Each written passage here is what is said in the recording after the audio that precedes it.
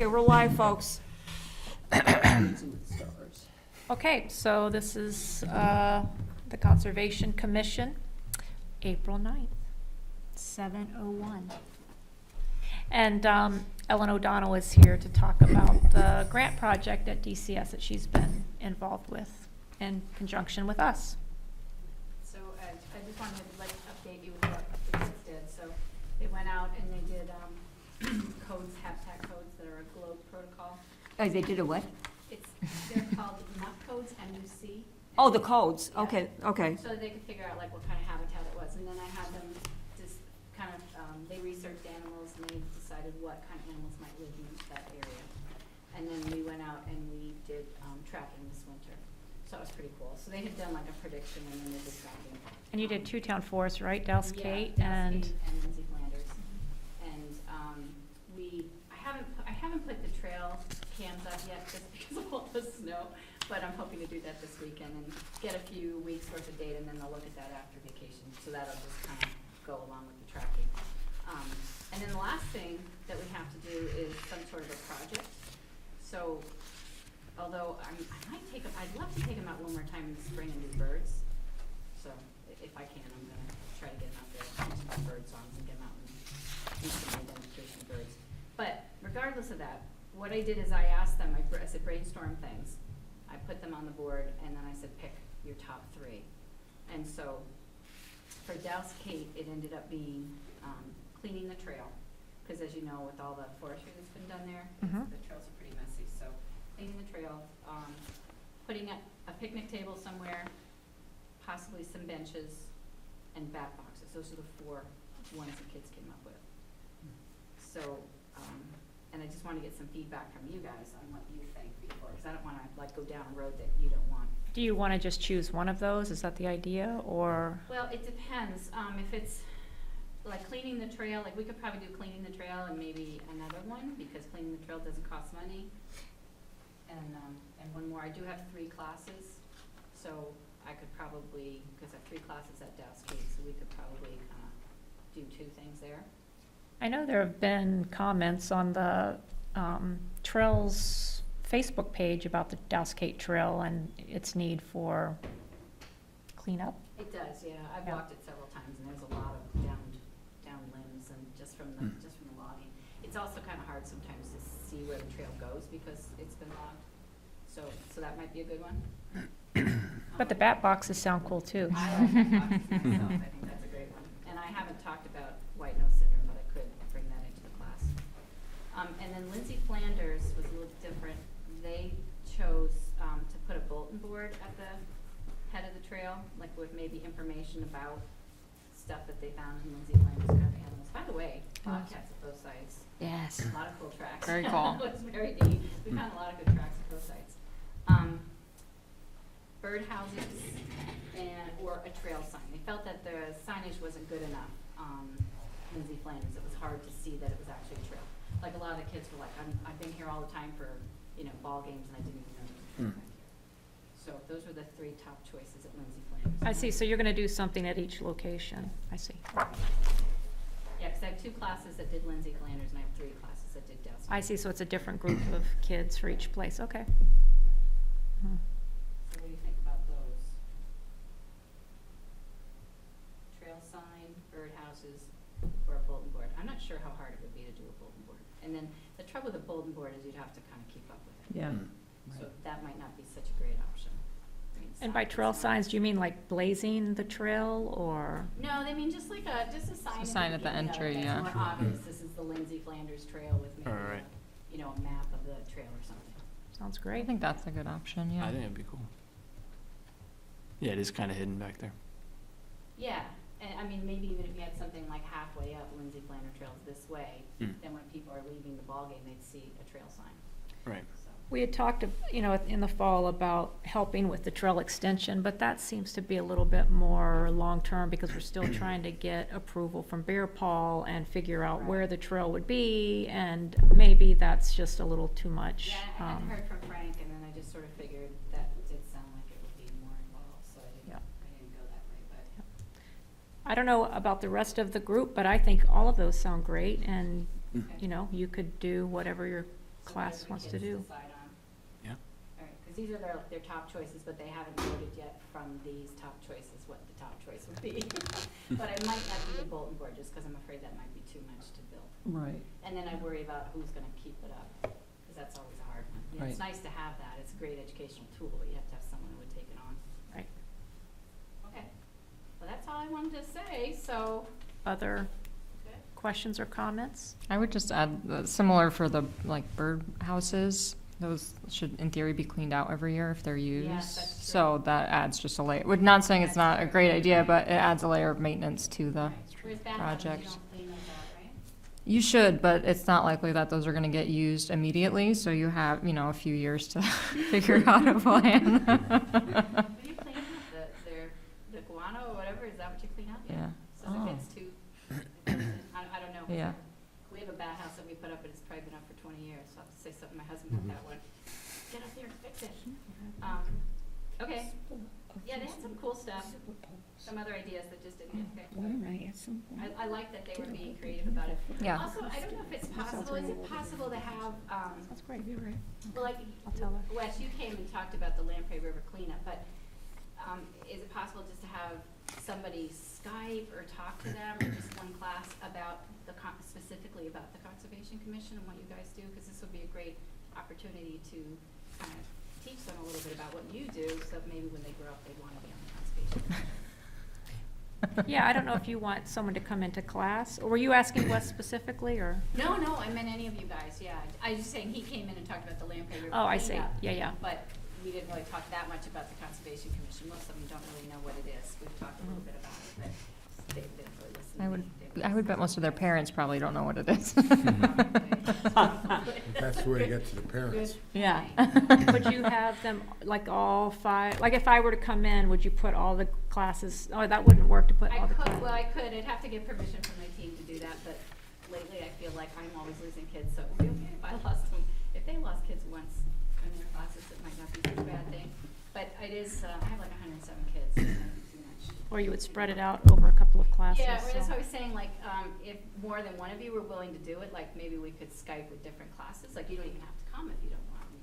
We can set you up and I can have them write questions and you can tell us a little bit about the Conservation Commission and Skype. It wouldn't be very long, because I'm sure they wouldn't have a lot of questions. Would they ever be allowed to come here, or is that totally impossible? No, I mean, they could come here for a meeting, Yeah. sure. I can't make them come here for a meeting, Right. but I can suggest if they come for a meeting. 107 kids are not gonna come No, for a you would- meeting. At most you get 2. I think so too. I think we'll reach more kids if we go to them. Well, I defer to the teacher in the room. Yeah. Teachers.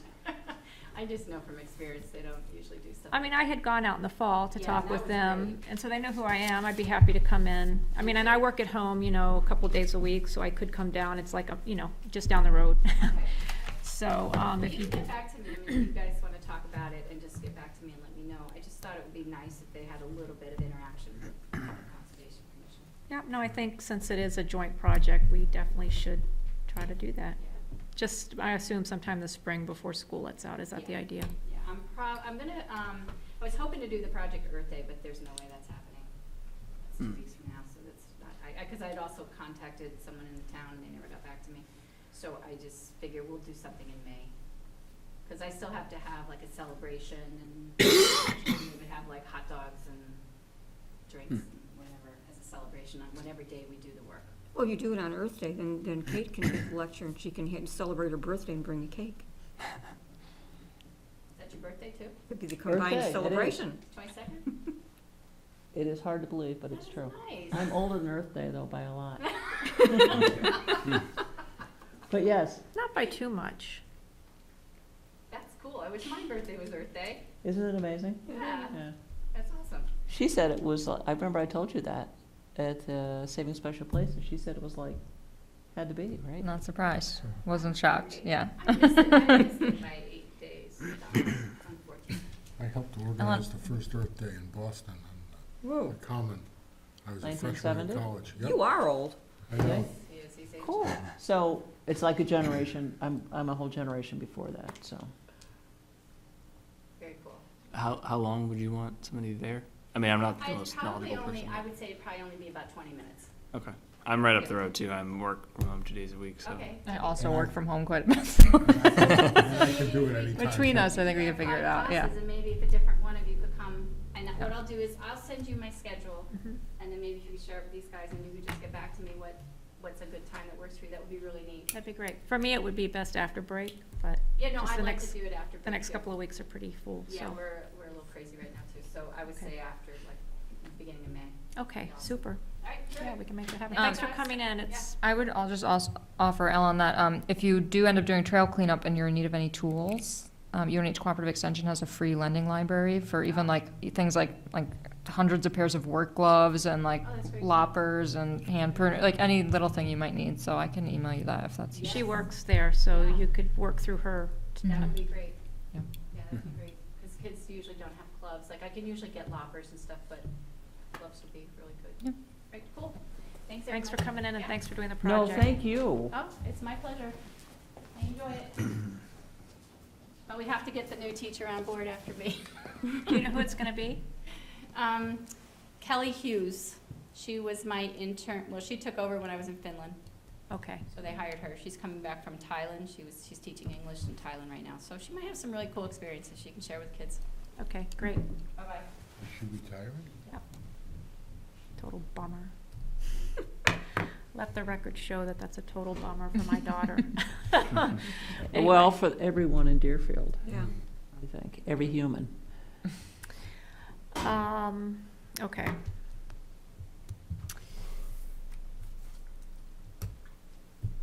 Let's Put off see. election of officers until next month. Yes, do we even need to say anything about that? No. Okay. So we're gonna go, actually, we'll just go right down the list. How's that sound? If people have the agenda in front of them. So, Project 35 is, The site visit. is the site visit, which Kate, Haley, Ben, and I went on. Kate, let's see, who wants to give a brief summary of the site visit? We actually already have minutes for that, don't we? Yeah, they're just a blurb. Okay, we went on a site visit. We walked the site. We observed that it's a very nice property. What do we want to say? We saw animal tracks Lot of many animal types. tracks, yeah. What appears to be a really valuable wetland habitat.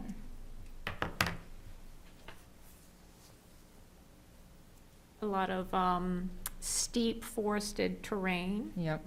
I would say that it was a limited site visit. Yes.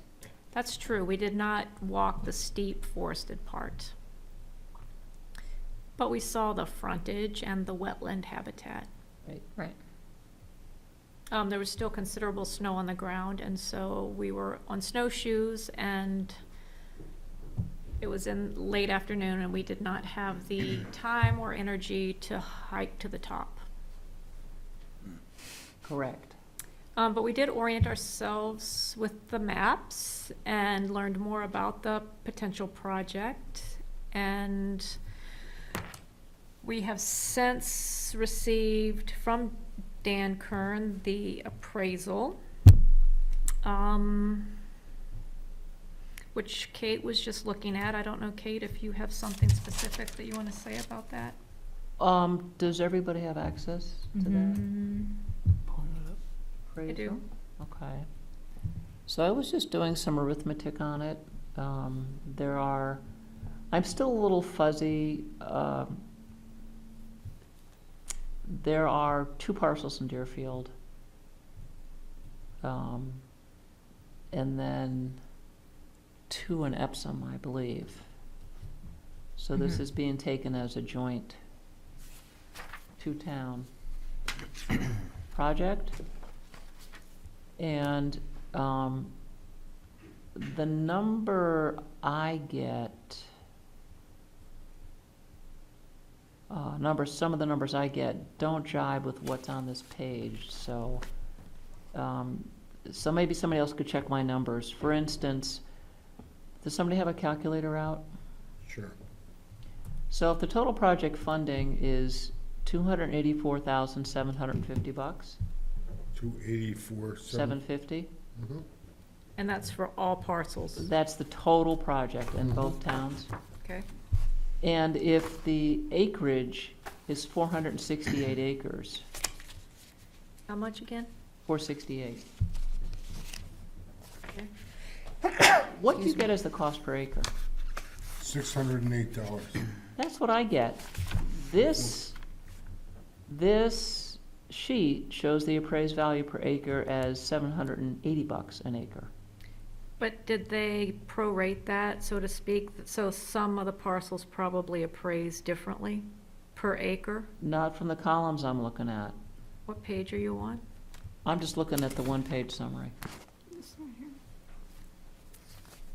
Just the little summary, the truncated one? This one-page thing that's Okay, dated that March one. 9th, Okay. 2018. But did you go through the appraisal to see if, like, if you average the parcel per acre cost? No, I understand. Looked at that quickly, but I'm just looking at, it doesn't really matter. I mean, the numbers that I get overall are somewhere between $600 and $800 an acre for the whole Epsom and Deerfield. Mhm. And I don't know if I'm doing the arithmetic wrong, but when I add up the two parcels in Deerfield, let's try this, Wes, $105,750, 1 sec, please. 105, 750, okay. divided by 278. 380.95. That's what I get. 39, rather. That's what I get. So, if the numbers, I must be reading something wrong here because, if the acreage in Deerfield is 278 acres and the Deerfield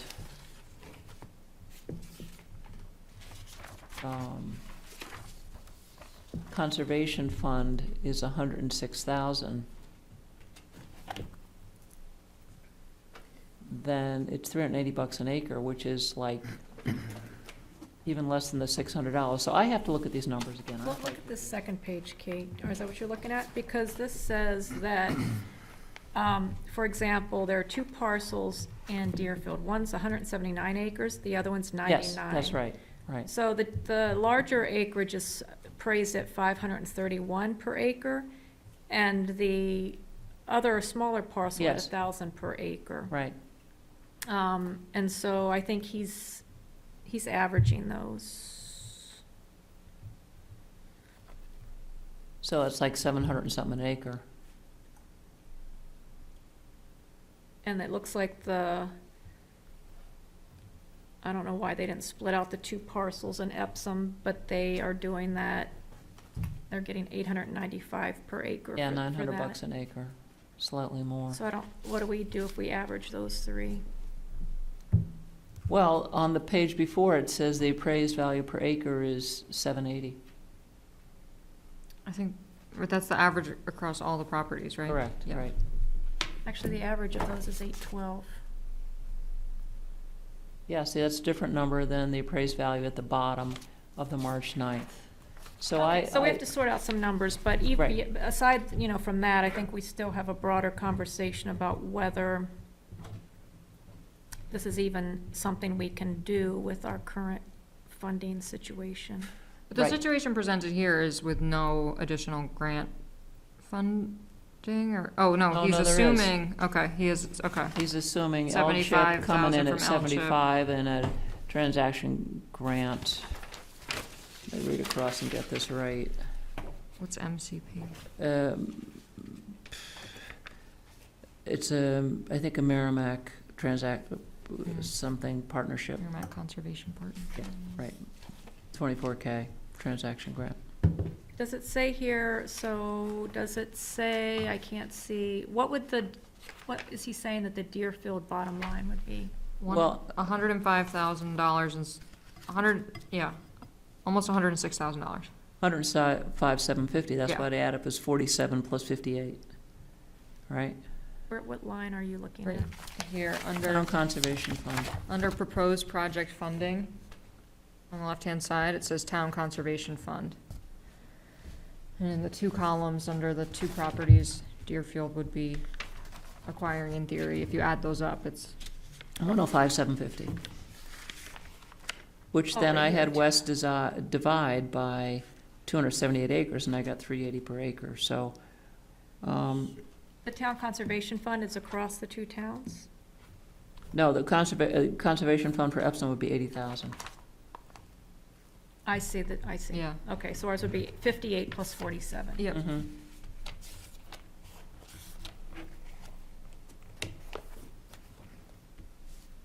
So, yeah, 105. Okay. Um,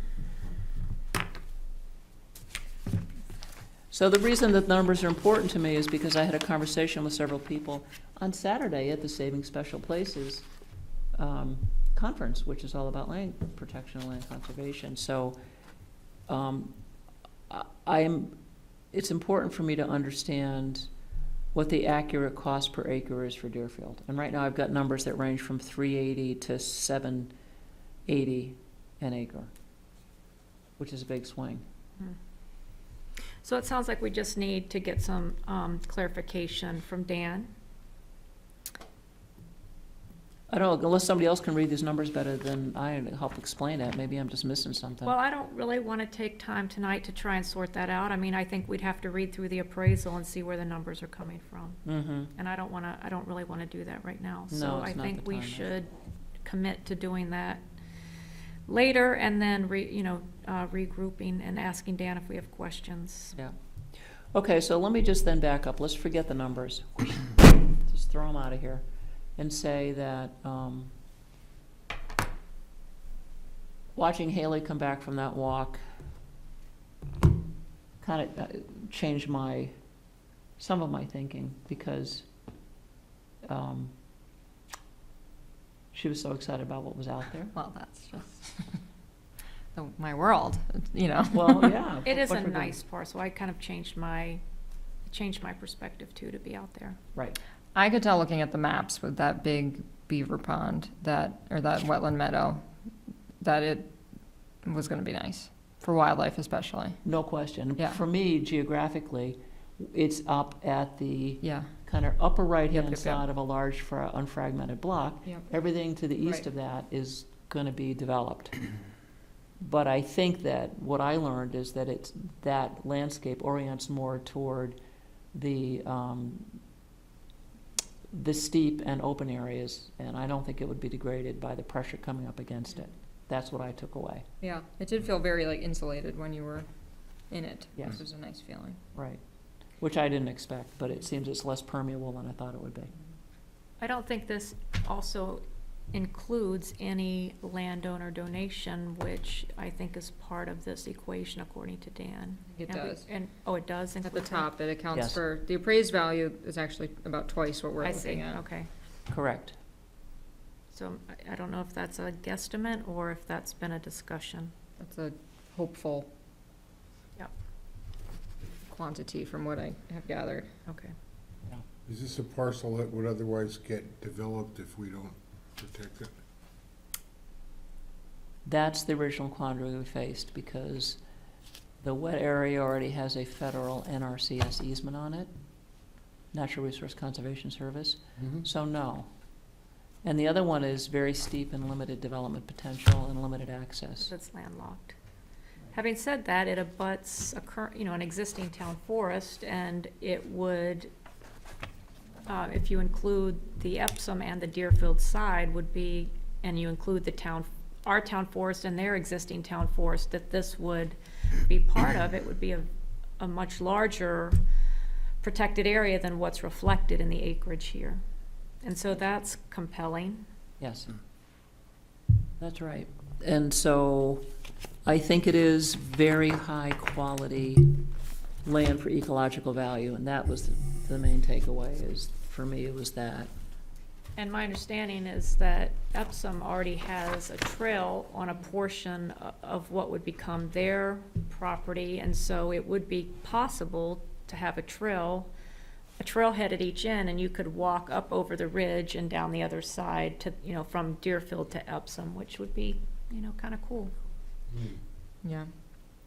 It'd be interesting to see if Dan could tell us what this total, you know, if all these potential projects were to be protected, what that total acreage would add up to, a block, just to know that, because it did, you know, there's very few places like this where you can kind of go out and feel like you can get lost in the woods in this neck of New Hampshire, you know, and that felt like if you connected to the Epsom properties that you could spend a day out there.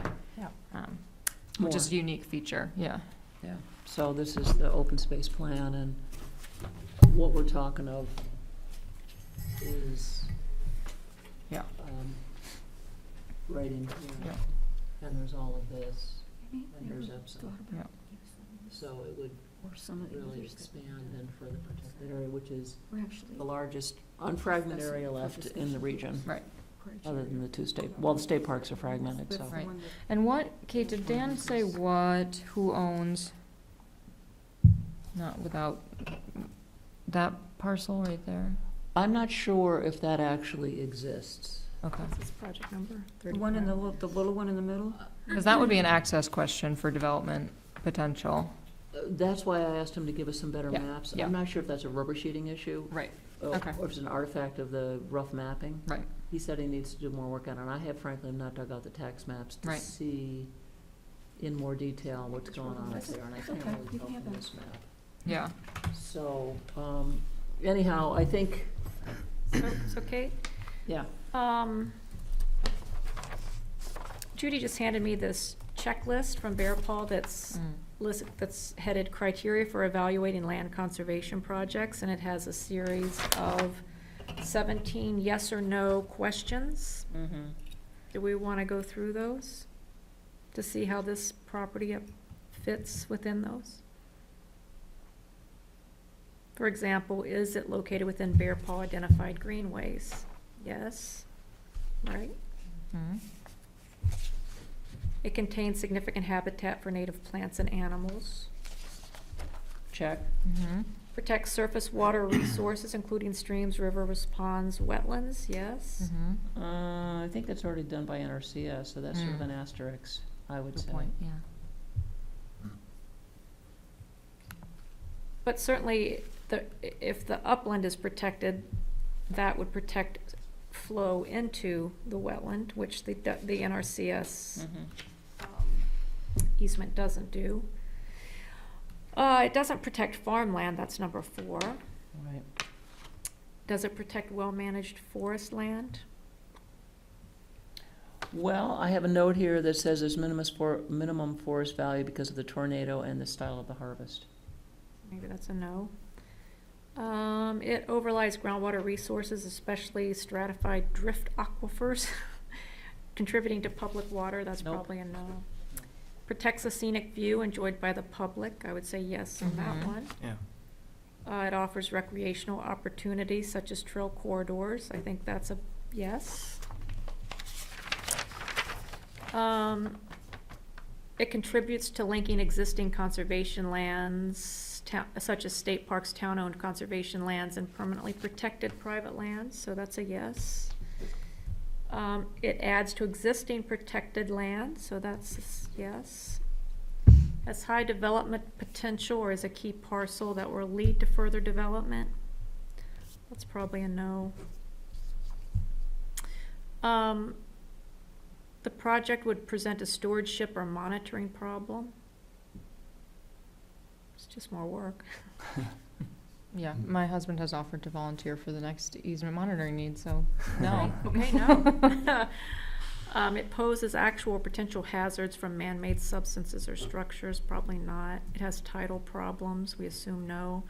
It would be expensive and use up significant financial or goodwill assets, maybe.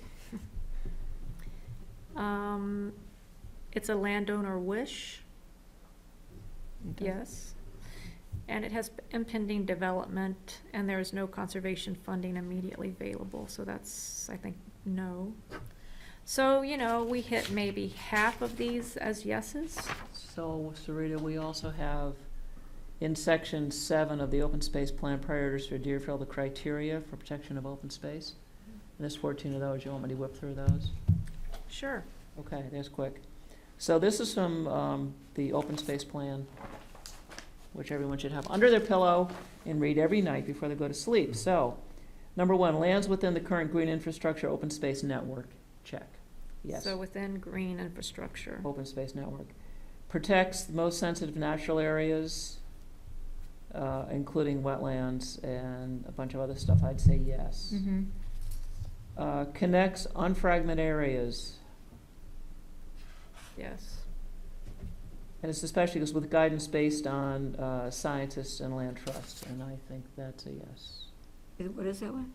Hmm? It's based on, Based on local knowledge from scientists and land trusts Mhm. and citizens, actually. Preserves natural and cultural resources, and not so much. Continue to work with everybody to develop a natural greenway connecting Bear Brook, Pawtuckaway, and Northwood Meadows. Check. We did find an old, some kind of cart out there. That's a cultural artifact. I actually think it was in pretty good shape. And then work with neighboring towns to create linkages. And that's a Yeah, big we should- check. Yeah. And then there's a couple others that I won't take the time to go through, but So it hit all but one of those, the cultural and natural yeah, heritage resources. right. So this is on page 25 of the open space plan. page 25? Yeah. Okay. How much LCHIP funding did the Marston Farm receive? 50,000 smackers. I think it's usually a percentage of the That's what I was total wondering. project. I forget what, was it 20%, I think, about? Okay. So that's probably how With he, the I don't know estimate. what the percentage is here, but that may be how Yeah. he calculated that. At least that's what he told us for that project. Mm-hmm. You know, and clearly this would be dependent on all the pieces like the Marston Farm falling together. So it would be dependent on LCHIP funding. It would be dependent on Epsom Right. coming in. So it's not that we, let's see, I think we would need to, if we decide to do it, we'd need to make a commitment, but it may or may not actually all fall together.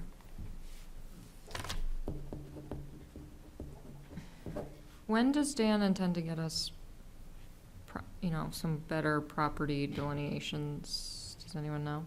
Because it's now come to light that the town, in fact, owns some enclosed property here. Is that correct, Judy? That little bitty smidgen, Yeah. it's on the town maps as Yeah, town-owned. Okay. I have that. It's like, sort of like in the wetland. Yeah, Mm-hmm. Yeah, it's Yeah. kind of funny. Oh, okay. it's surrounded by, Yeah, that is appears to be interesting. surrounded by the property. Yeah, and I don't think there is a little skinny property like it was shown there. There's a couple of square ones, although maybe that is one. 10? I don't know, it's hard to tell. 10 is a separate parcel. Yeah, I'm just not sure what this, oops. Didn't want to do I hate those things. I know. that. I don't know what this is right here.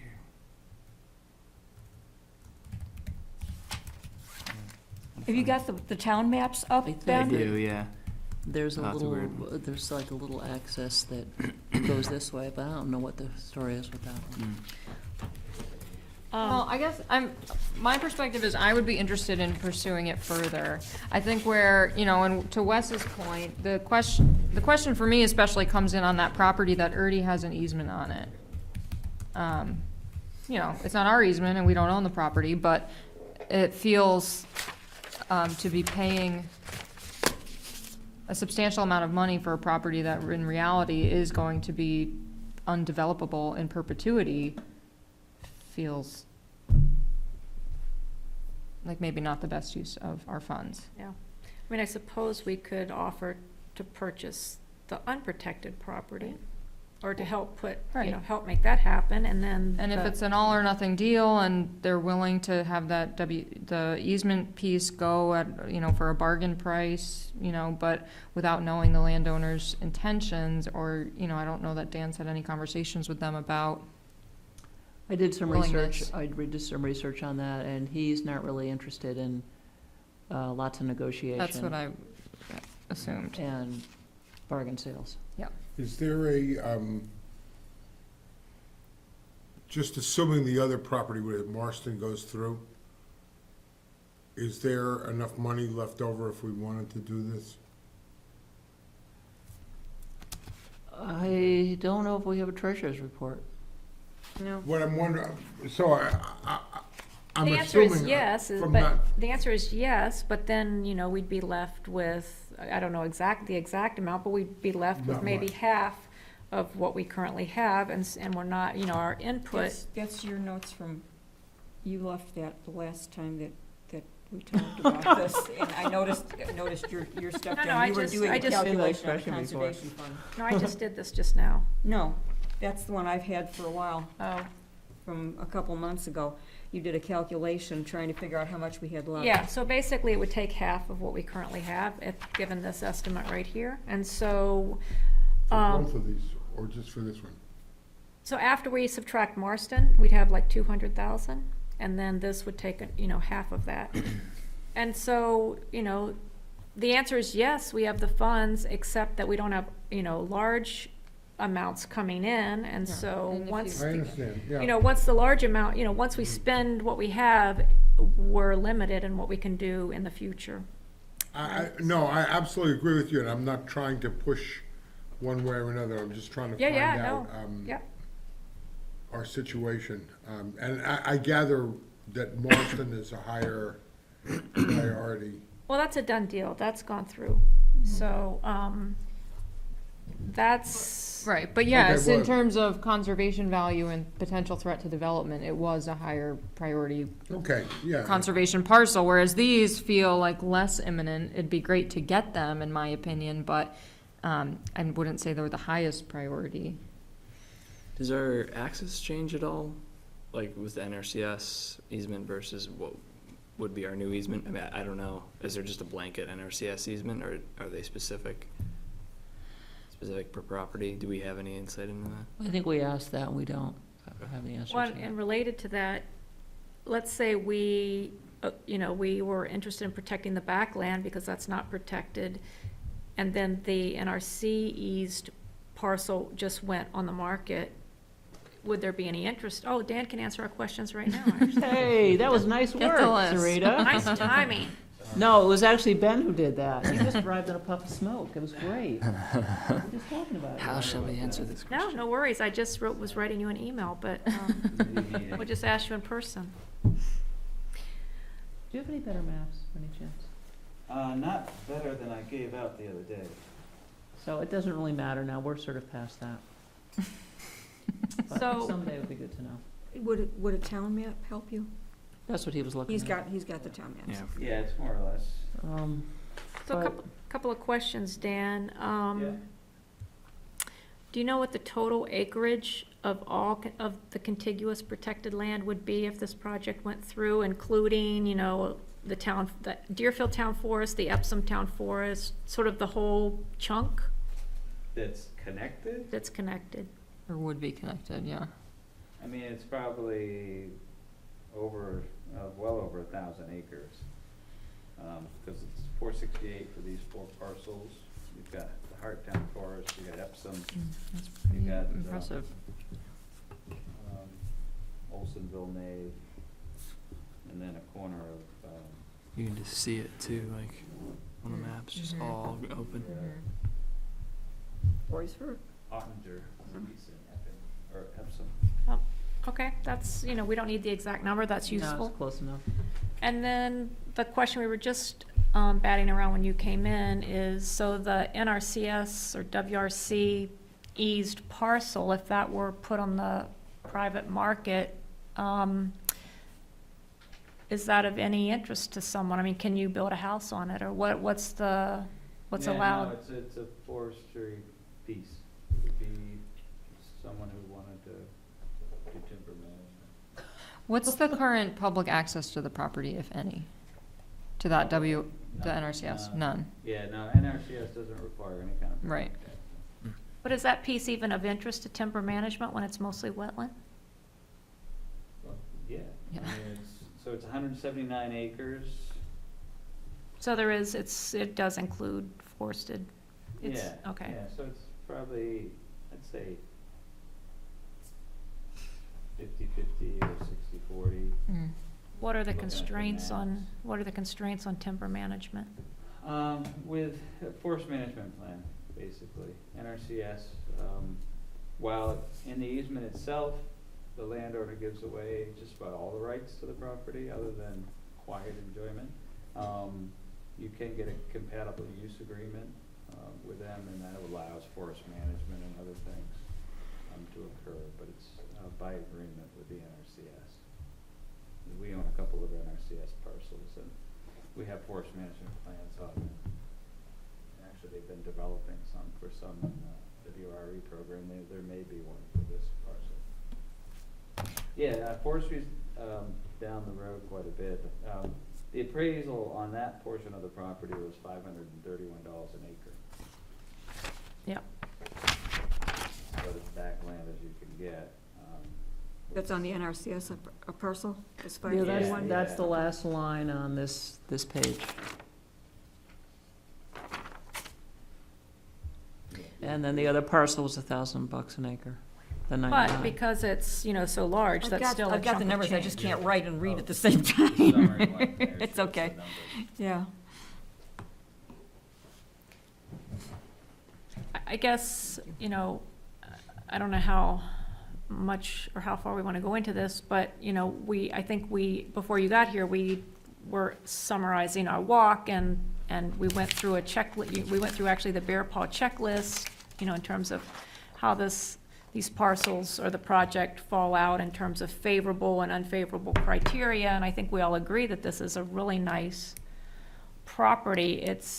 I think where we're stumbling a little bit is, paying for property that already has an easement on it that blocks a landlocked parcel. So, the development pressure is not high. Yeah, no, the development pressure is not high. It's really, it was a matter of, the reason why we thought you'd be interested was because it's contiguous to Hart and it does give recreational opportunities. And I guess,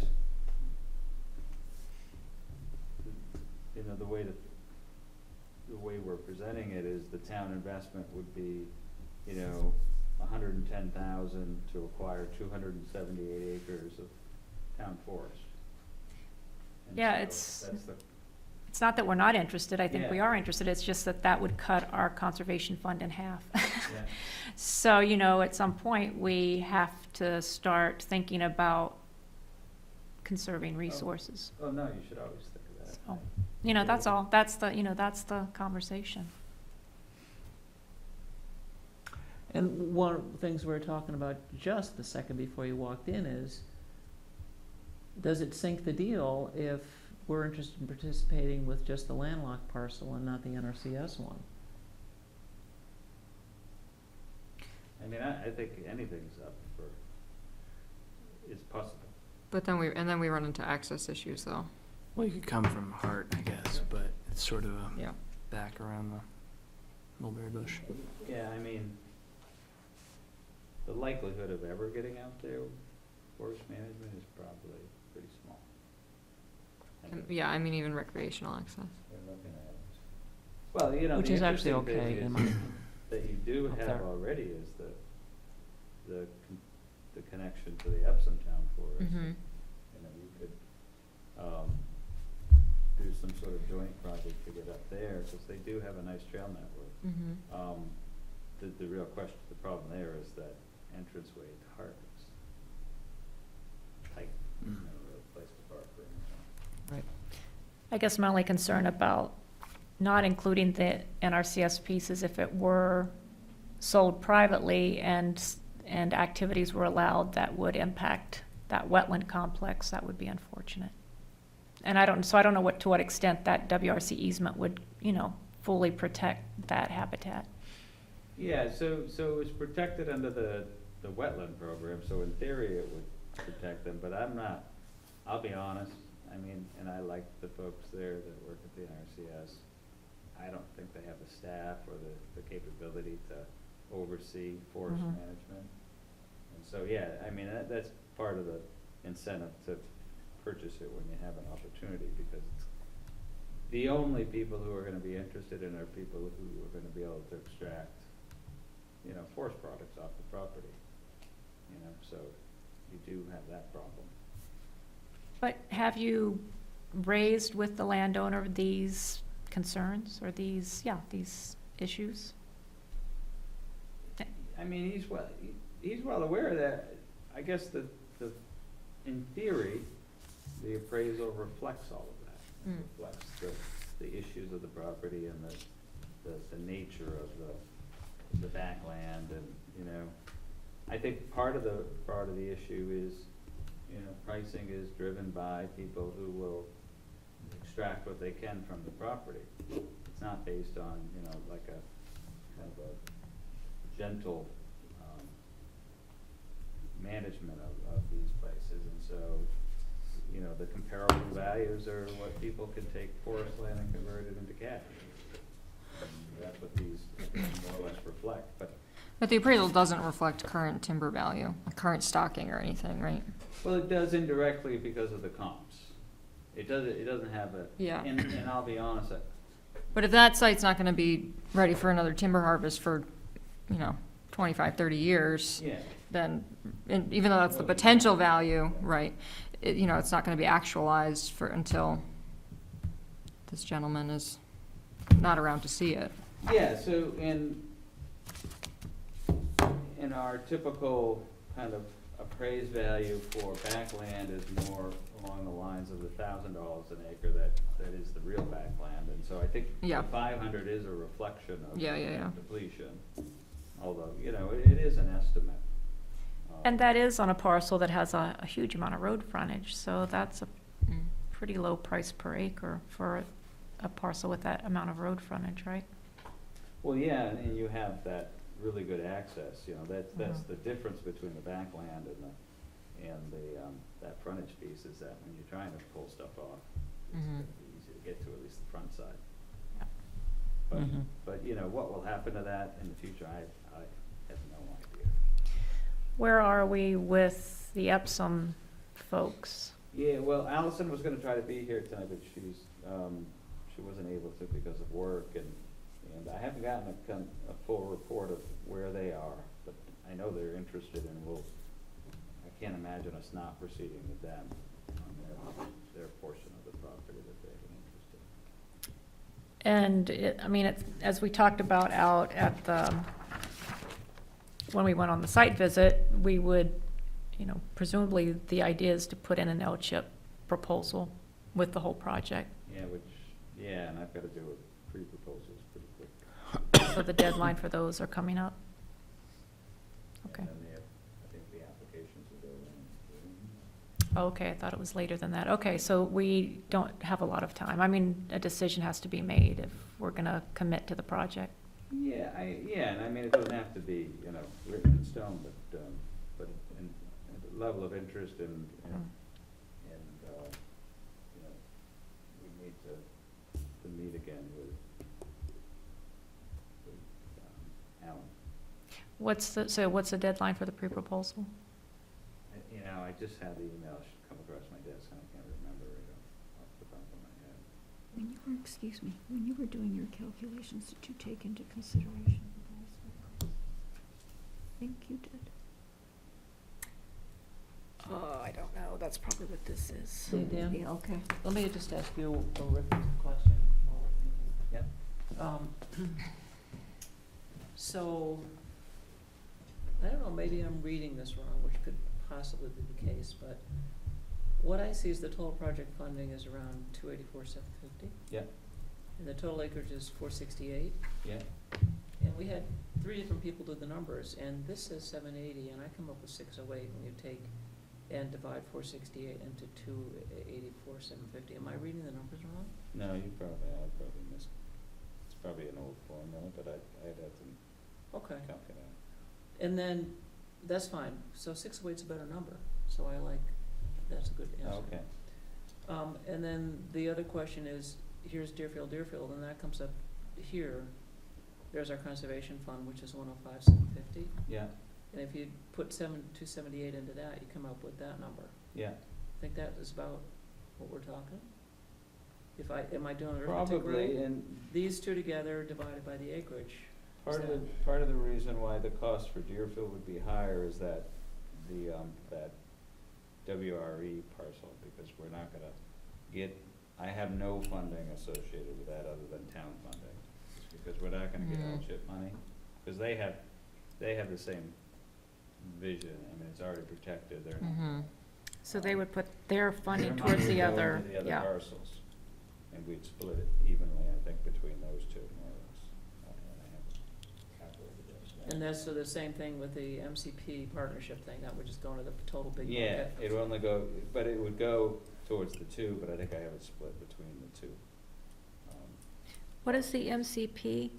Merrimack Conservation Partnership. But when we were out there, and maybe I'm thinking about something else, Dan, but I thought you had said that they might not be interested in this parcel because it's already protected. Yeah, and that's why the 24,000 I have there is calculated based on just the Deerfield unprotected parcel and the Epsom, I see. but it brings down the total cost of the Yep. project.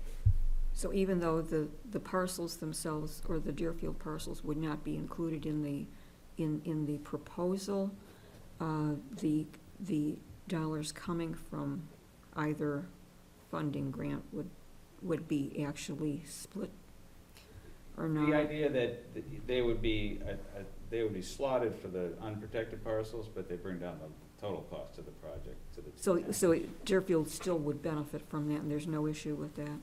Yeah, and well, because it would be targeted to the Deerfield unprotected parcel, but we would conclude everything to kind of make it a bigger project and make it more attractive. Yep.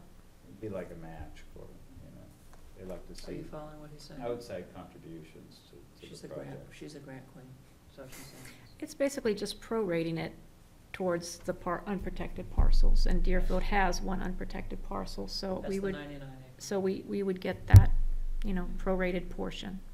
Mhm. So, for me, frankly, the quandary is, we are very, very, very careful fiscal stewards.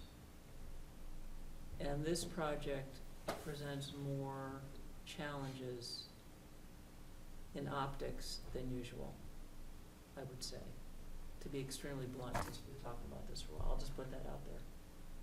I don't know what other people feel, but that's, regardless of the ecological reality. So what I think we're struggling for is a way to make this something that passes the straight face test with the town, frankly. Yes?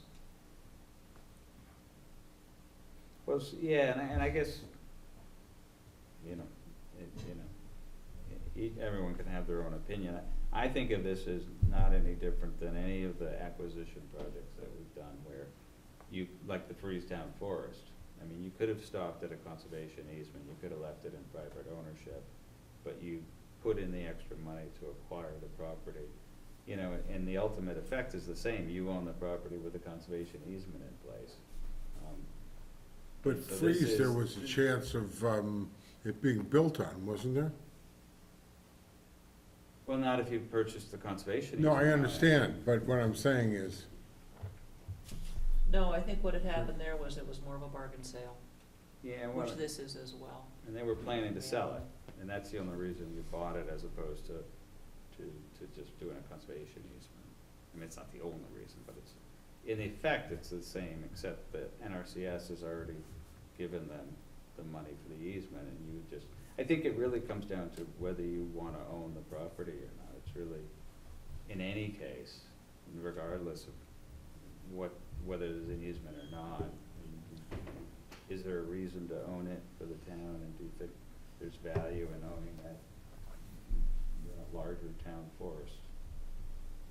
I I mean, it does give you the opportunity to have an area to put cars, assuming that we can get an agreement through the NRCS to put a small parking area, and, you know, you saw the access to the property is much better Yeah, really nice. from that point. Not that that's necessarily worth $50,000, but Do you see other large projects on the horizon, Dan? in Deerfield, you know, we don't have anything in, like in the hopper.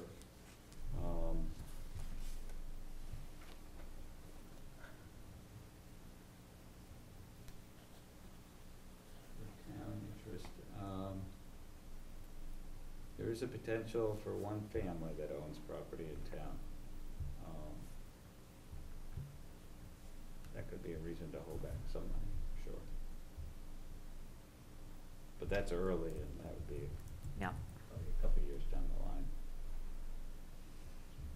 Well, so this was helpful information. I think we just, we have to stew on it a little bit more, and then we have to make a decision. But it sounds like within the next few weeks to month, you can let us know when that pre-proposal's due. Yeah, I'll check my email as soon as I get back in the office. I suppose we could always put a pre-proposal in and then make a final decision about going forward with a full proposal by June or whatever the deadline is. Yeah, you know, and actually, it just occurred to me that I could probably put in the pre-proposal as a total for both Epsom and Deerfield. Mhm.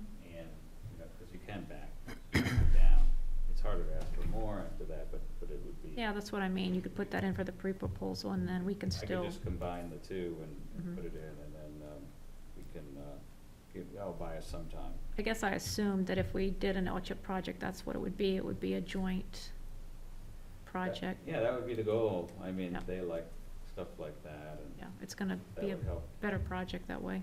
I mean, we could try to bump up the budget as well, you know, the constraints are the total value that we're paying them. And it looks like 3 of the 4 parcels need surveys. Yeah, Because- yeah, So the NRCS one has a as a full survey survey. through the By the program. way, I don't know if you heard, but I think Judy did some research, and it looks like that little M holding pretty much is town. It is town. As far as everybody. Well, there you go, so you could own that whole.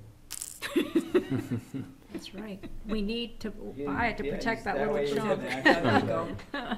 5 acres in the middle of the wetland. Probably a gravestone on it or something.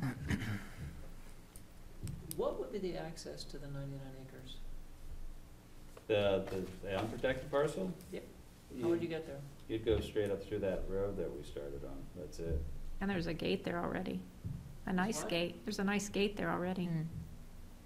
But isn't that on the Because we parked, NRCS we parcel? probably parked here, Yeah. so that road. That's how you get there. You buy the NRCS part.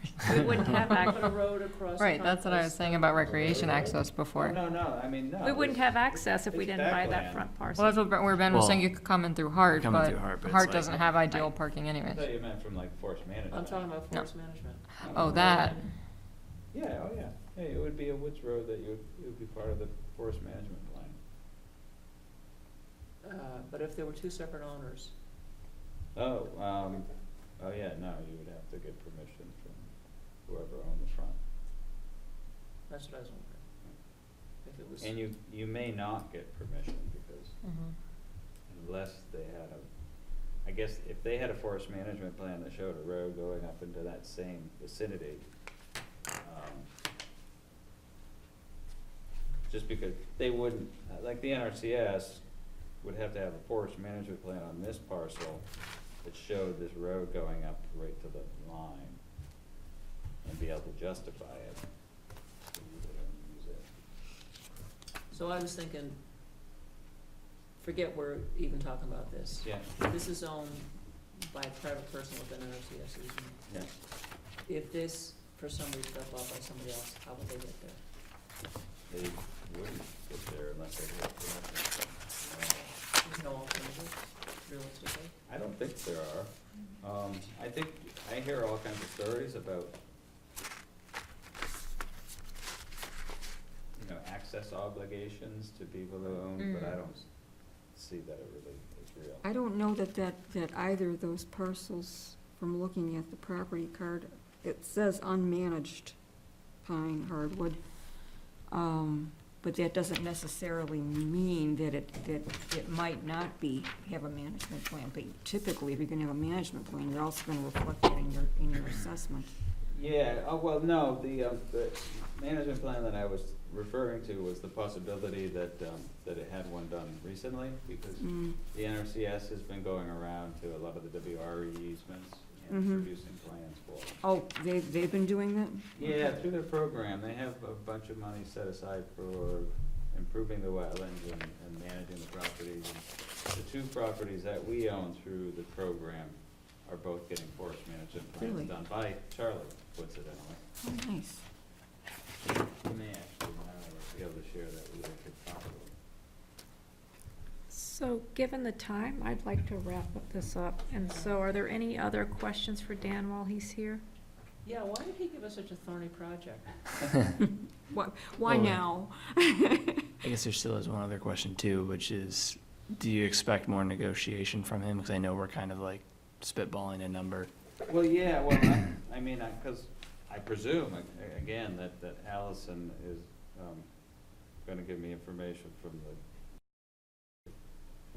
the Epsom Commission that says they wanna proceed, and so we'll come up with some way to Right. proceed and try to squeeze them a little more, or, you know, maybe we'll try to get them to agree on something for the Epsom parcels that would be transferable potentially to the Deerfield ones.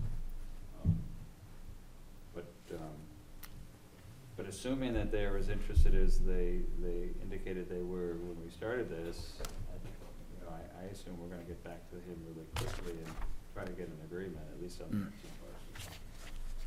And that may at least help a little bit with the L-chip pre-app. So what you're basically saying then, from your visit here, is that it would contribute to about 1,000 acres of unfragmented area. It would allow good access to an area that has high recreation value, and that it would keep it from being harvested at some point in the relatively distant future by others. that Of may which other we priorities. have little control over how it's done. With other priorities, right, so those are the three things that I heard. It's not a matter of development pressure, it's not a matter of, even one structure, but it changes the public access and recreation, And the considerations. And the future quality of that wetland complex, Right. which is not insignificant, I would say. Yeah, That's well- what you were saying? Yeah, well, and the other thing too is the hunting aspect, which, That's what I mean by recreation. yeah, because there aren't any you know, unlike Freeze, you don't abut a bunch of neighbors, and so it is a much better place for people to hunt, at least from the neighbors' perspectives. Does Epsom allow hunting on their town forest? Yeah, I'm sure. And presumably if there was L-chip funding, you know, that would be part of it. Yeah, you'd have to. What's the percentage L-chip typically chips in? You know, I like to keep it to 20% or lower, but there's no real, I think 50% is the limit, so, you know, we could explore bumping that up a little bit. I think it would be worth a shot. Do they You ever know s- the L-chip people a little bit from that last buy project, you know, you just never know what they're gonna approve or disapprove. I don't know do they have much experience with that sort of, I mean, I know certainly in terms of community heritage, in terms of agriculture and recreation, I got those really strongly. The unfragmented part, Is that a high value for them realistically? Yeah, to be honest, the best driver is the wildlife action plan maps and whether it ranks there. Well, If there's, it's all full of color. yeah, if there's other things that we can show that are easy to point to. I mean, none of them are really have the wildlife biology kind of background. That's what I'm trying to be diplomatic to question. So, yeah, so it's really a matter of showing these different plans and indications that the property is important. And again, I think the cooperation between the two towns and Mhm. that would be a good aspect that they would appreciate. We haven't done any projects in Epsom, Right. I think, since they did some natural heritage stuff. They moved their town meeting house and stuff. Well, the good news for your pre-proposal is that Cedar Lane approved the Bear This is the criteria, view but from the the peak DOS right proposal across is from that criteria property. for, open space protection on page 25 is actually even stronger. Yeah, good. Yeah, that's from right here. I'll show you those. Like it would be, like this was all, like, Yeah, anything. so that must be pretty cool. Yeah, it's supposedly. you So can I see guess out just to to the- wrap this up, Dan, it Maybe sounds they- like for sure going through with a pre-proposal is a good idea, but in the meantime, depending on when that's due, we'll work to, come to some resolution in the next few weeks. Yeah, I mean, it would be great if you could think about how much you think you could invest in the project comfortably. And, you know, there are some other grant possibilities that time to list, that might help a little bit, but I didn't wanna put anything in there that was sure. Are there any RTEs up there? Rare, threatened, endangered? You know, I don't have anything like that, and Okay. to be honest, I'm not sure that. Well, just one of the criteria we have, which is Oh, why I okay. was asking. Oh. So, for you, this is section 7 of the open space plan. So these criteria 1 through 7 are top ones, and then we have some additional criteria. Yeah, we could do a Natural Heritage Bureau search too. Mhm. It's been a while, I mean, I don't think I've done one out in that area since Freeze, so I'm not even recently familiar with it. And so the other thing is, just on this page 27, that the riparian corridor west of Griffin Road scores high for their programs. There Which is you what go. I'm talking about, so it's up there. It is it's the largest unfragmented forest that we've got, other than the one that includes Pawtuckaway. Yeah, see, I think that's fragmented. Well, This yeah, is, I this think is a lot about it. less. Yeah. So anyhow, that'll help with that. Yeah, no, that would, I think I have that. It's online too. But Dan, I told everybody, you should have it under your pillow and read it every night. I have a stack of things I bring home almost every night that I'm supposed to read that Dan, just before you leave, I wanna catch you, I sent you, I copied you on an email. We need electronic copies of the most recent Boisvert, draft deed. Okay, did you send that recently, or? Yeah, just before I came. Oh, okay. Yeah. Okay. Yeah, okay. You probably haven't seen it. Haley was asking for, and I realized that I have a double-sided If I copy, have which to read means it, that's all. I didn't print it. Okay, I'll shoot it to you. Yeah. I think you handed them out several months ago, Yeah. hard copies. Yeah, I don't think we've made changes since. I don't think so either, but I don't have an We're waiting for the electronic one. snow to clear, 'cause we gotta get up there. Yeah, if you've got an electronic copy, that would be great, rather than my trying to Oh, yeah, screw around with yeah, my, yeah, I'll with send my you the most scanner. recent. Okay. But Kate, weren't you planning to also make some additions related to trills, or am I thinking of something Oh, else? absolutely, yes. And Yeah, I'm not what's, saying we're done, I'm just saying we Okay. haven't made changes. yeah, since. but we need to move on that. I only brought it up because I noticed on our action items that I looked at the day before this meeting that we were supposed to review it. So that, I just asked Judy if she had a copy of it, but if it's not ready to review, I don't I need to realized I review didn't have it an yet. electronic copy. We could plan to try to come to the next meeting with a draft. Okay, that would be good. That was great. Actually, if you have a minute, Dan, the next topic is Marston, and I don't think we have a lot to say about that, except that I believe, and this is just a confirmation, that we've kind of gone through everything that we need to do except finalize the conservation easement document. Yeah, and Well, the one other- just to say, there's one more nagging issue around the survey. Hopefully it gets resolved on Wednesday. It has been extraordinarily difficult, and hopefully Wednesday we'll get through that, but I'm not sure. At the It planning was board. helpful to have your surveyor in contact with Jim, but it Okay. hasn't made everything clear Oh, yet. okay. You mean at the planning board? Yes, Okay. sorry, yes. The one question that Kyle brought up, was the forest access and whether the town wanted to assure access to the 128 acres. Because the only ways in are either through the forest landing that she has on Nottingham Road, which will be presumably owned by Sean, and then her forest management road off of Perry Road, which is half owned by Sean and half by Kyle right now, but he would own the whole thing. And so there was a question whether the town will have any access to the forest. I thought there was a strip that goes up. Well, that would be your only way, and you'd have to go a straight line right up that road unless you have an agreement with Kyle prior to her selling the property. See. Do you care? Why wouldn't Sean be able to grant forestry access? Well, the time to ask would be now while you're Right. paying Kyle money. I'm just asking, yeah. I mean, No, and you get a right of way before it transfers. yeah, that's what I think is part of the easement negotiations, once we finish. You know, we've been through the select board, we've been through the ZBA, we're not quite done with the planning board, and then the issue was the negotiation of the easement between all the parties.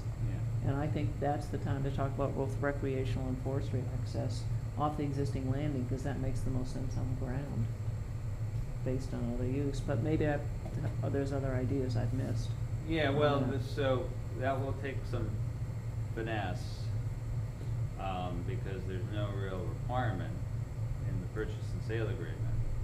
And so you've got, the three parties will have to figure that. We don't care, Right. in theory. Right. But you folks would care, because it would be pretty expensive to go up that strip, I guess in a nutshell. It also doesn't make sense ecologically. Yeah, it's just. And I just want to be cognizant of the time we have to do this, right? Because you got an extension on the transaction grant, and that's what, August? September. September. So, given how quickly we sometimes work, we can easily get to September and not be Oh, yeah.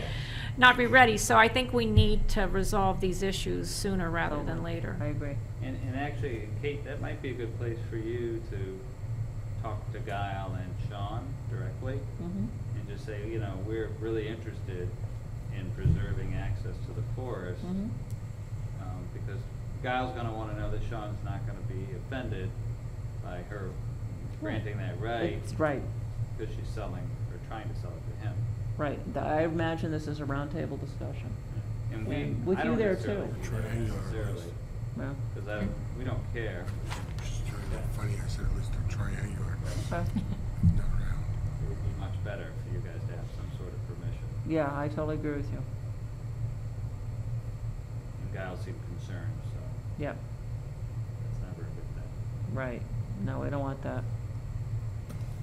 Well, maybe Kate and I can, we met with them initially when this all started, and maybe it's time, now that we're at this stage, to have another, as you say, roundtable Yep. in Yeah. somebody's kitchen. I mean, the right of way could be just clearly for forest management activity on that parcel. I mean, the public's gonna have whatever rights they get through the LCHIP process, but that wouldn't include forestry, so. Right. Right, Okay, great. Okay, thanks, Dan. thank you. Thanks. Sorry I was late. No, it was perfect timing. It's a very popular Conservation Commission and Bear Paw Committee meeting night. Well, thanks for making both. Yeah, thank you. Have a good night. Bye, Dan. Care. Right.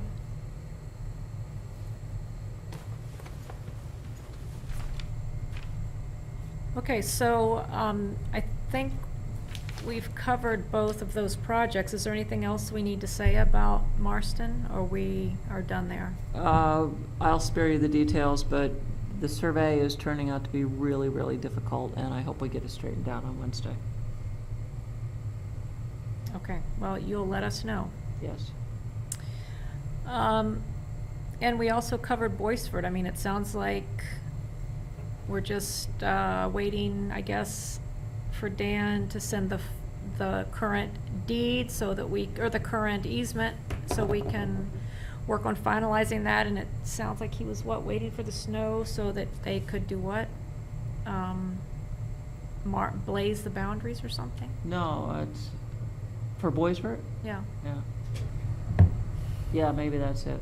I don't know, because his surveyor. Oh, collect baseline data is what he Right, said. that's Oh. right. Baseline. Because, yeah, whatever.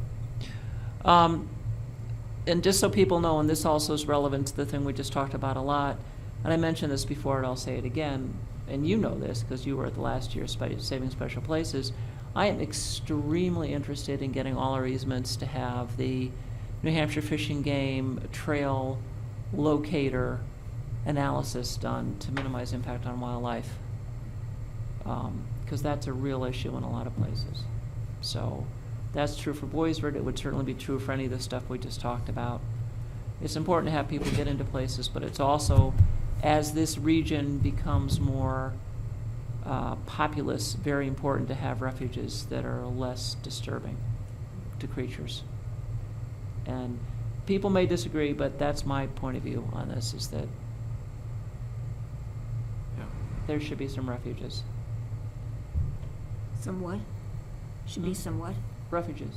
Roughages? Yeah. That too. Refuges, I Oh, think. refuges. Rough Okay. grouse, there should be some rough grouse around. Yes. What percentage of our trails are currently digitally mapped is the question. Because we can't submit them for GIS analysis if they're not in a georeference Have you digital met, file. have you met?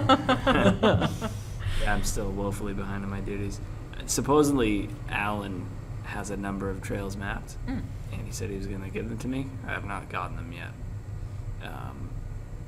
But, Yeah, I mean, just curious, because I think it sounds like we could get in on the ground floor with Katie Callahan before she gets overwhelmed with requests. This is the GIS person at Fish and Game, Judy, but, you know, kind of take advantage of her goodwill early on here before other Totally. towns catch on, but, if we don't have our towns mapped, then we can't do that yet. So we gotta take a step back and figure that out first. is there like a standard for that? Or how does that work? Do they, I mean, can No, you just as long map as it you with your phone? with or- your, you know, Okay. iHike or, you know, whatever you use and send the file away. Yeah, I could help you figure out how to like transfer it to a shape file and get that out the Hmm. door, but. Well, yeah, I just wasn't sure if there was like a performance requirement or anything like that. Okay. No. It's, yeah, what you just said is absolutely accurate. Yeah. Okay. So it would be great. Actually, Fish and Game themselves have relocated trails. That's how. Yeah. Mm.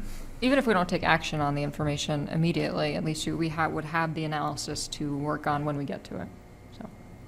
Yeah, I mean, I don't want to duplicate efforts. I'm almost tempted to just do it myself. I don't want to No. take Yeah. anything from anybody, but, you know, I don't think that's a huge effort.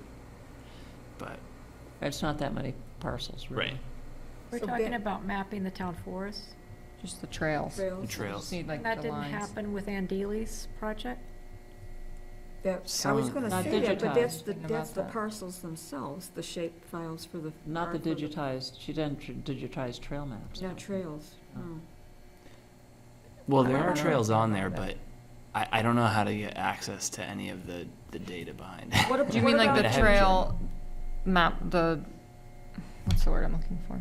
What Like about- the what trail about map the- document online? What about the, yeah, what about that the Ann's one? online trail maps through the planning board thing? Not the funky little booklet thing, but the The real PDF, deals yeah. Yeah, for the open space plan. there's trails on there.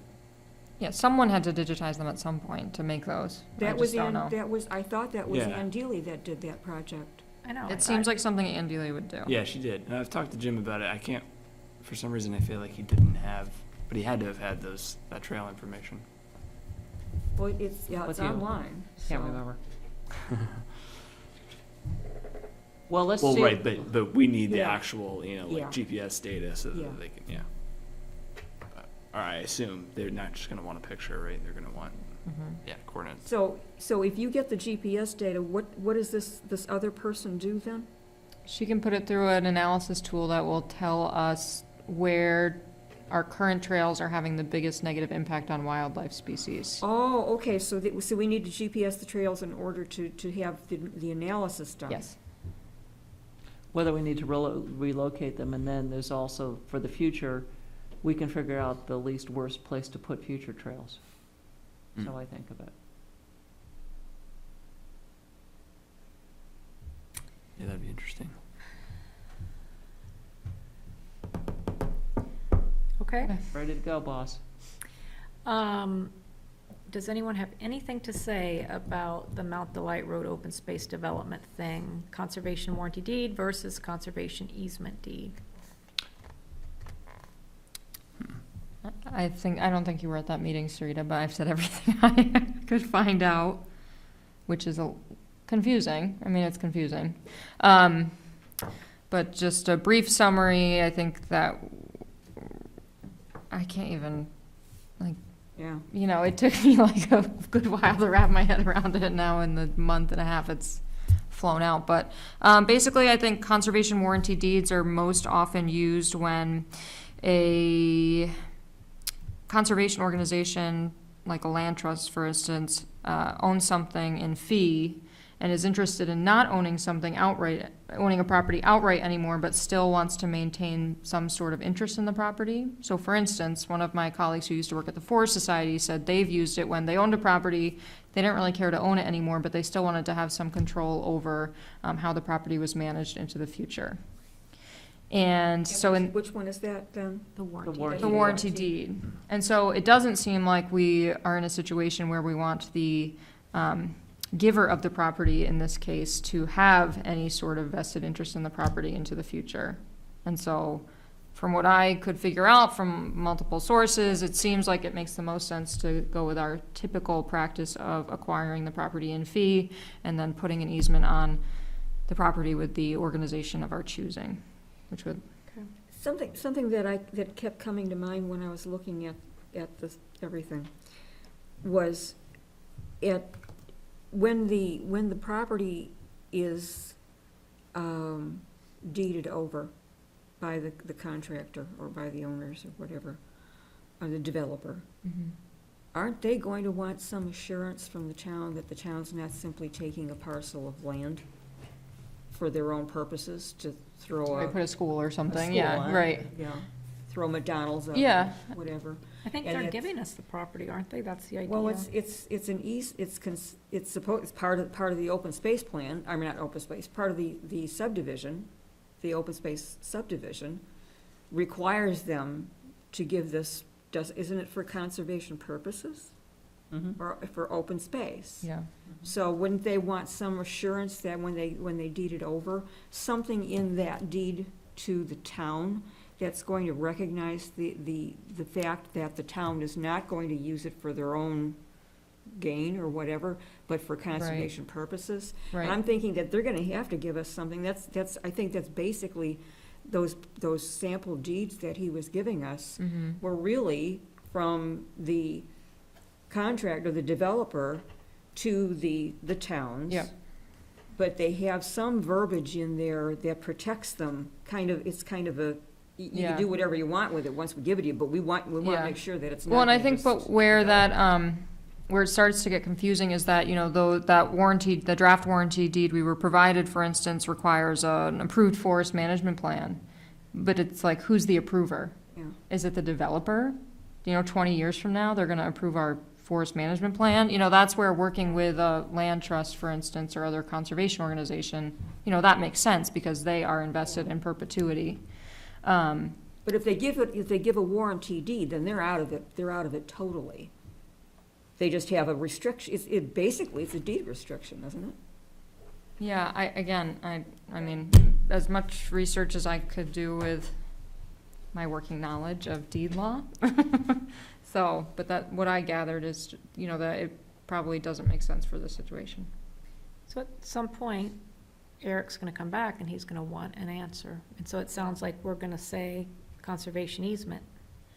Yeah, and what was suggested to me by a colleague is that she has seen a situation, and maybe Judy, this would be enough assurance for the developer that it's gonna be used for conservation purposes, that basically in one sitting, you know, the fee ownership was transferred to the town, and then they turned this way and said, let's sign the conservation easement, and that the developer was held responsible for the stewardship fees associated with the easement purchase. So I don't know how that would all work. Yeah, or I know he's already gonna argue, well, you guys are getting current use, we paid our dues. Yeah, well, that, I mean, that's the ideal situation that was laid out for me as an option. So it might not all work out, but So do we know where, Eric's his name, right? Do we know where he's at with needing an answer from us, or we'll just wait to hear from him? We have no other option because none of us have been able to get through to him. Okay, then it's off our plate for now. Either that or I can go stand guard out on the roadway that's developing. How in the heck are they developing this if the plan's not finalized? Let's not take the time right now to discuss that. Okay. and I would just say I would welcome other input. I don't know enough to be the end-all be-all decision on this, but that was the advice I got from a few people who know more than I do. So, Thanks for digging into it. It makes sense It to is me. so helpful. Yeah. Thank you, thank you, thank you. there's There's a lot of M-U-R-K, murkiness in this project. This is the one little ray of light of clarity, so thank you. Okay, so we're gonna move on to minutes approval. We have 2 sets of minutes to approve. We have the March 12th public hearing and regular minutes, and I move that we approve those. Is there a second? I second. Haley seconds. Any discussion? Would it be possible for someone other than yourself to move? Oh, yeah, March 20th. Is that against the rules? 'cause you weren't there. Can someone else make the motion? Kate makes a motion that we do whatever I just said. Yeah. Approve the March 12th. Which one? March The 12th. March 12th. March 12th. All in favor? Do we have a second? We did. Haley. Okay. All in Aye. favor? Dabba dabba do. Any opposed? Hey. You abstain. I wasn't there, I'm abstaining. You abstain. 3 of you, yeah, okay. Ben, since he was on the site visit, is going to make a motion to approve the minutes. I like this new Putin style of management. Psychic chairwoman. To approve the site visit minutes from March 25th, and someone other than me is going to second. I'll second. Okay. Any discussion? Yabba dabba do. Thank you very All much in for the favor? excellent minutes. Any opposed? Nay. Okay. Let's Oh, see. Wes might have to abstain because he wasn't there. Right, and Wes abstains. Okay. Do you have the financial officer's report? that The you're- only thing that Works. Eric It absolutely said was is that the he way to go. doesn't have one. This is his email. I'm just gonna read our financial officer's report is via an email from Eric, since he can't be here. It just says, the Conservation Fund report, last report received from the town treasurer was December 2017. Reports for January and February have not been prepared. I am working with the town administrator to get this resolved. He has apprised the BOS. The 2018 budget, the proposed town budget was not approved by voters, thus the default budget is in place. Attached is the DCC default budget for 2018. The DCC budget report reflects expenditures to date. The budget report reflecting expenditures to date is not available. The union leader invoice from Marston Public Hearing has been paid, and I have been reappointed. The balance as of December 31st. The balance of as of December 31st is in our March 12th, 2018 minutes, which is $350,235.89. And we haven't pulled any of that out of there, but some of it is earmarked, I would say. Correct. There's still $3,800 coming in from, land use change tax for the fourth quarter 2017. Yep, and 140,000 is earmarked for Marston. On the topic of finance, would it be possible to get some sort of figure over, you know, the income into the conservation fund over the last 5 years on average or something? Just so we have an idea of, for this new project, you know, what we would maybe be willing to spend compared with how, at what rate we expect the fund to be replenished. Yeah, I mean, the only thing coming in is land use Right. change tax, and like this was What has that looked like? This was 3,800 for a quarter, so, you know, It's about- it's maybe, I mean, Eric can tell Yeah. us, we can ask next time, but, so a quarter, I mean, it's less than 20,000 a year, right? I would say. And that's all dependent on parcels that are taken out. Totally, I'm sure it's totally variable, which is why I would think an average of, It's not a Over a huge, certain it's number not a of huge years. amount, right. so. We could That- get that from upstairs, from Mhm. finance. But Eric would know that because he Should. would have records of that, so we can ask him next Okay. time. It's a good question. You know, following on Wes's question about what we would have left. I mean, I think if, you know, if we were to decide, for example, to go with this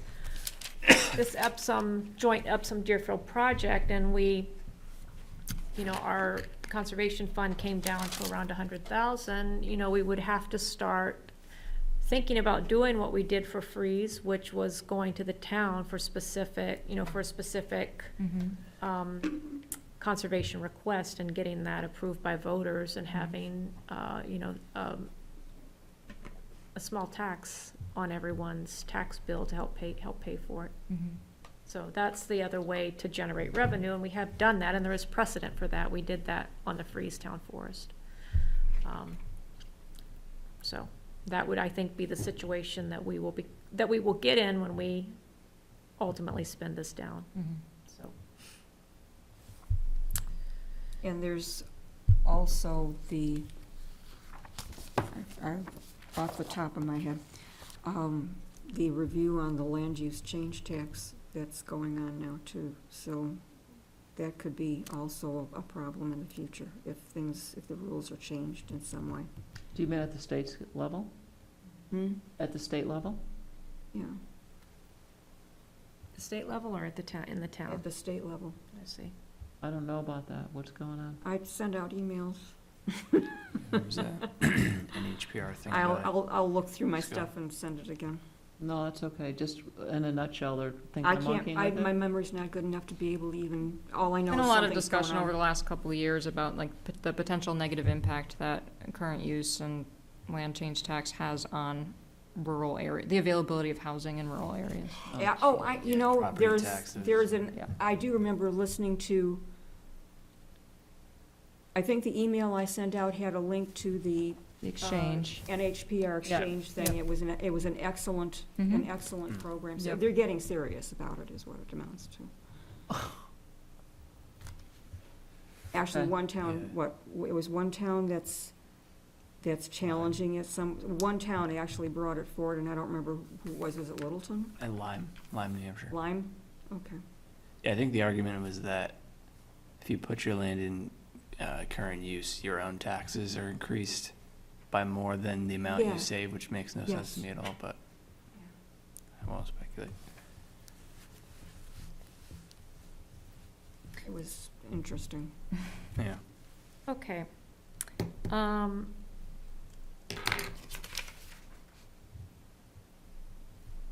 The next item is regulated wetlands, and let's see, Haley, you sent an email on March 20th about wetland buffers. Is there anything there that you would like to add or comment on? No, just sharing information, since it's a discussion we've had a few times, and in theory, maybe Sylvia will wanna try and pin us down again for some guidance on wetland buffers. So I haven't taken a full look at the resources, but it was a pretty comprehensive project to look at the benefits of wetland buffers and actually start to make some recommendations on buffer sizes. And it's related to Great Bay, but I think there's a lot of useful information there that to be extrapolated statewide, so.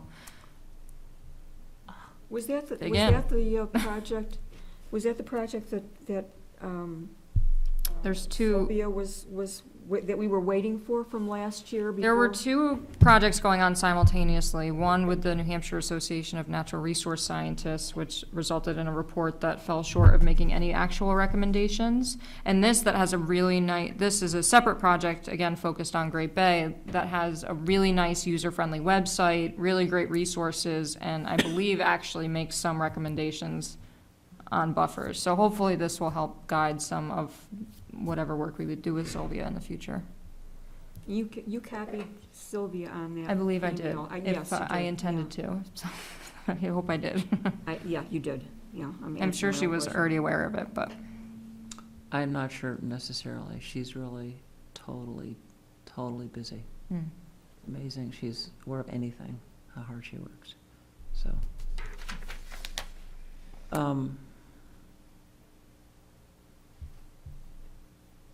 Is there a comment there, Kate? No, I have something for later. So it looks like, I don't know if this is related, but it looks like that NHDES is taking public comment on revised New Hampshire wetland rules, or draft rules, and the comment period, or the deadline for comments is April 20th. Eric was deeply involved in that, I think. Was anybody else? not deeply, no. I've been to a public hearing and I sent some information in the last few weeks that Barbara Richter at Yeah. NHACC shared with me. Just, I just was inquiring if they were gonna provide any guidance for conservation commissions on what it actually means for us, because the draft rules are very hard to understand, even for those who work very closely with the rules all the time. So she said she does intend to provide some guidance for conscoms, but I'm not sure when that will come. So it might be after the public comment period. But my understanding from what I've heard is that they might be headed back to the drawing board with these rules anyways, because they haven't been received very well. Because of their complexity or Because they're not quite complete, and what they're proposing, I believe, was intended to simplify things, and many people think that it complicates things. When I looked at it from a Conservation Commission standpoint, they start coming to us first. Yeah, your email was very It- thoughtful, I It thought, was, yeah. it was just kind of the nuts and bolts of it. How in the heck does this affect us? Do we become a pseudo agency? And That's why we get paid our salaries. I don't, and you couldn't possibly get these projects off the ground with one Well, meeting a month. We'd have to right. be meeting once a week in order to take care of the wetland permits. Sounds to me like an automatic approval. All right, then. There's a third thing under wetlands. It says new wetland notifications, but there's nothing there. No, there's something else which Judy handled. I don't know if you were involved in, but it seems that our friends at Eversource want to come for a conditional use permit. They are scheduled to come to our next meeting in May. Oh, Yes. that's what you said, yeah. However, I'm wondering, I'm trying to get the planning board to do this too, if any of my natural resource friends here on the Conservation Commission would be willing to accompany me to the substation to look at their past performance before they come again.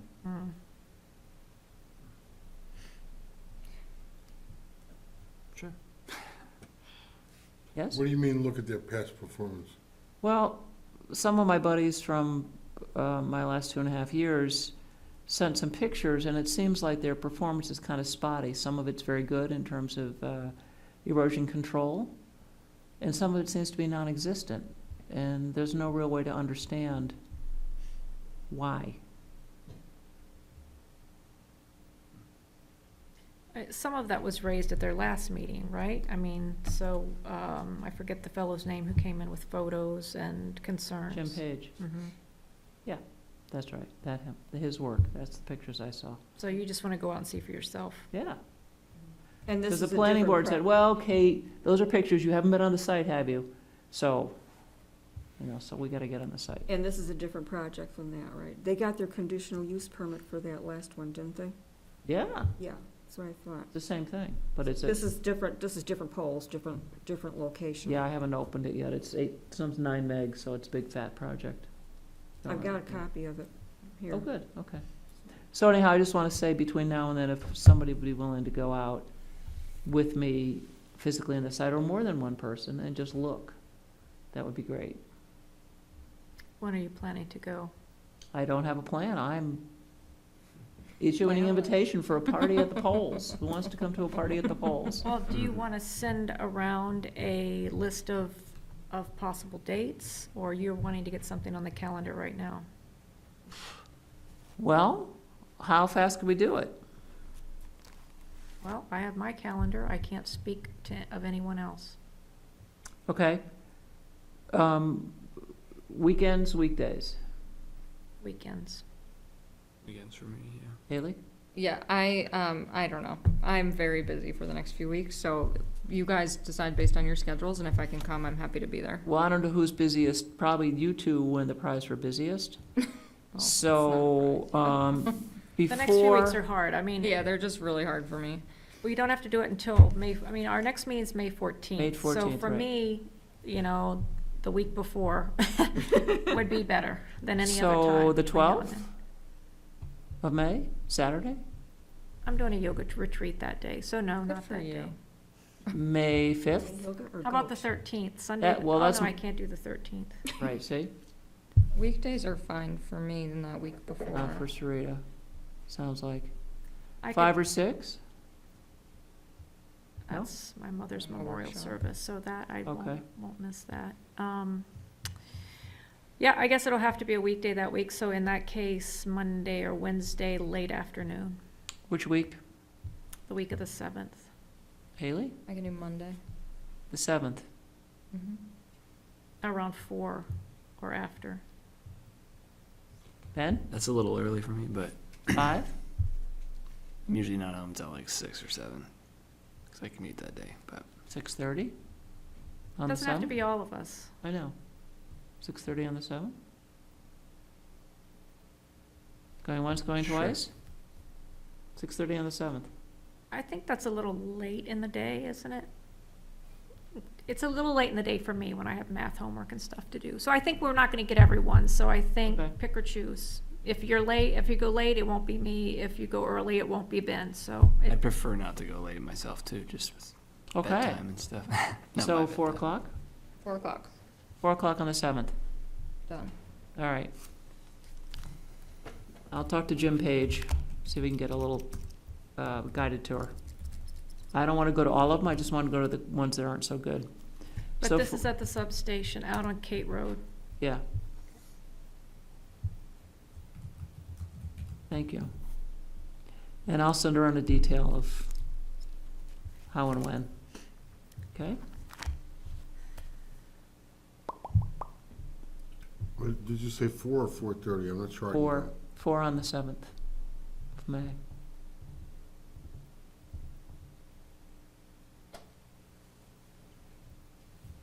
Okay.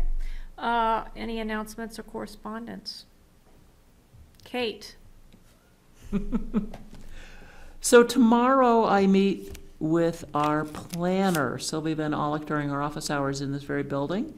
Because one of the things that I want to do is update this lovely document, which was written in 2010. And you're supposed to revise your master plans every about 10 years-ish. So it'll take a while, so in 2 years it'll be 2020. So I meet with Sylvia, and I have 2 warm-bodied human beings who have competence, who are volunteering to help us do this. And I'm gonna meet with them on Friday the 13th at 9 o'clock. Well, it's interesting you bring that up because we were just talking at the local energy committee meeting about energy sections and master plans and trying to work with towns on updating theirs. We need to update the master plan, it would be great. The I would energy like- chapter's the other one. Okay, well, I'd like to be involved with that. Fantastic, Great. great. So, that's all I wanted to report, so if anybody wants to come along, you're welcome. Where can I get a copy of this? Is there still one That there? thing? It's on the internet. Okay, Um, I'll get it there, that's fine. okay. You can go through our website, or you can go through the planning board directly. Yeah, either way, you Links. could shoot down the rabbit hole and find that. It's under planning documents, I think. So there's the overall master plan, and then there's the open space chapter, and then there is the energy chapter. There's also a broadband chapter if you want to look at that one. I am still working on my end of it, on that part too, on On what? the maps and deeds. The what? The maps and deeds, your matrix, I'm still Yes. working on that, so Yeah, that's I okay. don't have anything additional. I'm figuring to- this is a 2-year project. So no At the rush. rate I'm going. I'm about a third of the way through. I just wanted to give that book report, so if anybody wants to come along, that'd be great. Any other announcements, correspondence, or reminders? We have some bulletins from Rockingham County Conservation District. If anybody's interested, there's a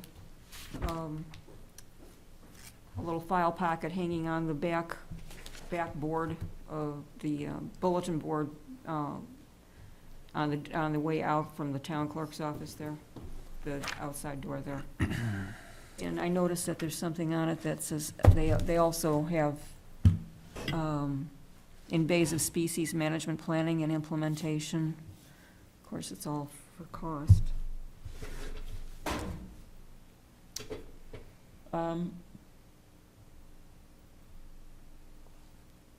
I have a non sequitur, which is, I'm just looking through my notes from our various things.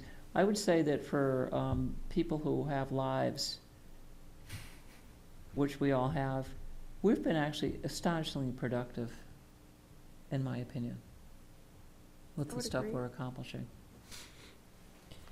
And then also, I have a very good report to end with, which is there is a 90-acre parcel which had been slated for subdivision in an area that would be very good for wildlife habitat, and it turns out it's been bought by a couple, and they're putting one house on it, and they're interested in conservation at some point in the future.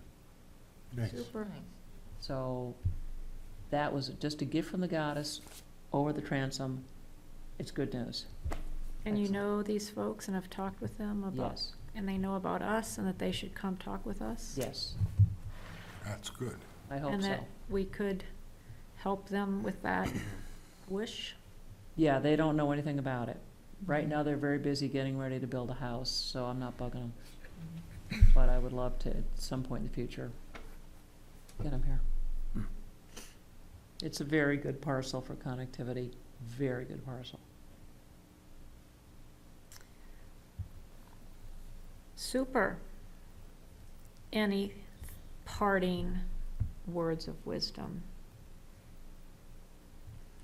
Well, this is off the Conservation Commission topic, but you all asked me to bring pictures of my trip to Africa, so I brought a few along if anyone wants to see them. Yeah, let's close the meeting and turn off the show, and then we can do that. Let's go to Africa. There you go. Yeah, I'm off. I'm Okay. ready to go again. I would say we're adjourned then. Okay. Okay. Um, Hang on.